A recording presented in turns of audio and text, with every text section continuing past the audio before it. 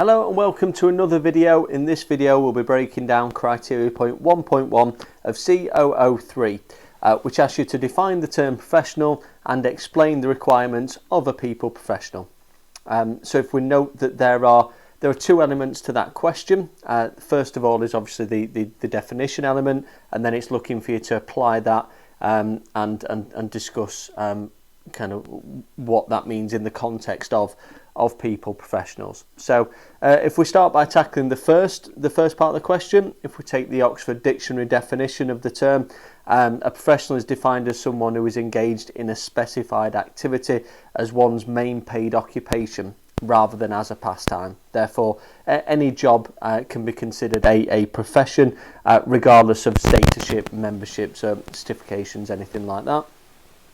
You may also want to comment on what the word professional means to you, but only do that if you have got the word count, because you'll probably want to save any word count if it's tight for the second half of that question. So I'd focus on keeping this area very brief, defining it, and then you've kind of hit the criteria point there anyway, and save up your word count for the second part of the question, which is obviously asking you to explain the requirements of a people professional. Again, the command verb here is to explain, so it's not looking for a lot of depth or analysis, but it's definitely going to want you to kind of consider what the different levels are within the people profession, different levels of membership that exist, and what the requirements of those people are within those levels. So in order to be able to do that, there's some key text that you'll need to consider to really get enough depth to your answer. First of all, you'll want to look at the CIPD Code of Conduct. Professional standards is a really big focus in there, so that's something you'll definitely want to reference, and also the CIPD profession map.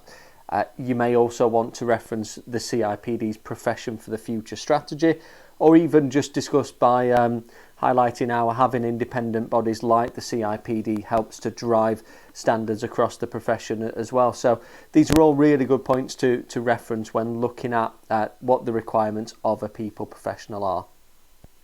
So as previously discussed, you will need to reference the different levels that exist within the CIPD structure.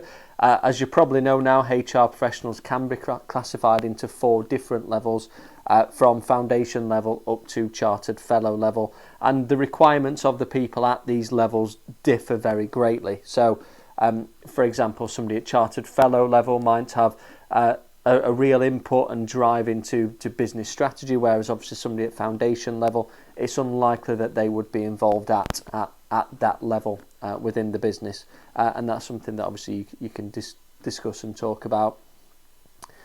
So when I did this question, it was on the old 5 DVP unit on the old spec. So in order to answer this, I selected 1 core knowledge, 1 core behaviour, and 1 specialist knowledge that I felt was important for people professionals at different levels. Now, the guidance at that time was that we focus on just 2 levels of the 4. So I picked foundation level and associate level, but the guidance may have changed for that now, but I'm guessing it's probably quite similar.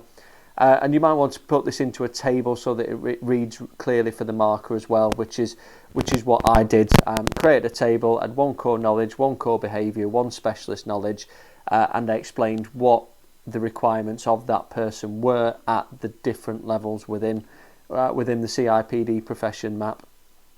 So for example, for foundation level, I chose business acumen as a core knowledge, purely because I believe it's important for entry level or foundation level people to have a good understanding of the products and the services, and a good working knowledge of what the business delivers to its customers.